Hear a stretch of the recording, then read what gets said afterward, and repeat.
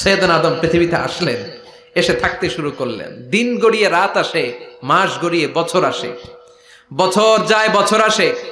ঠিক 940 বছর পর মালাকুল মাউত আদম আলাইহিস সালামের কাছে আসলেন।